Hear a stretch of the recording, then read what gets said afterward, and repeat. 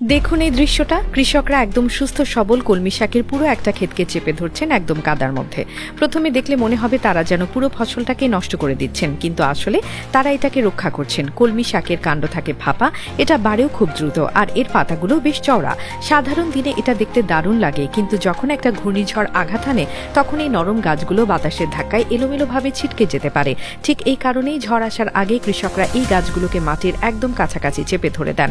গাছ যখন নিচু হয়ে যায় তখন বাতাসের আঁকড়ে ধরার জায়গাটাও অনেক কমে যায়, ফলে প্রবল বাতাসের ঝাপটাই মূল কাণ্ডটা ভেঙে যাওয়ার সম্ভাবনাও কমে যায় অনেকটাই। কিন্তু আসল রহস্যটা হলো এটা, কলমি শাককে মেরে ফেলাটা একদমই কঠিন একটা কাজ। এর কাণ্ডের গিটগুলো যতক্ষণ ভেজা মাটি স্পর্শ করে থাকে ততক্ষণ সেখান থেকে নতুন শিকড় গজাতে পারে।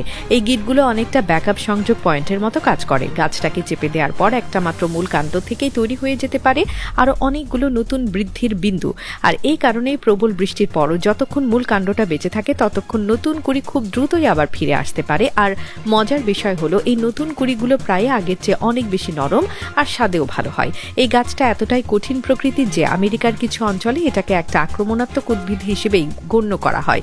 কোনো খাল বা জলাভূমিতে একবার ছড়িয়ে পড়লে এটা খুব দ্রুতই পুরো জায়গাটা দখল করে নিতে পারে। তাহলে আপনার কি মনে হয় এই অবিশ্বাস্য টিকে থাকার ক্ষমতা কি একটা আশীর্বাদ নাকি একটা সমস্যা?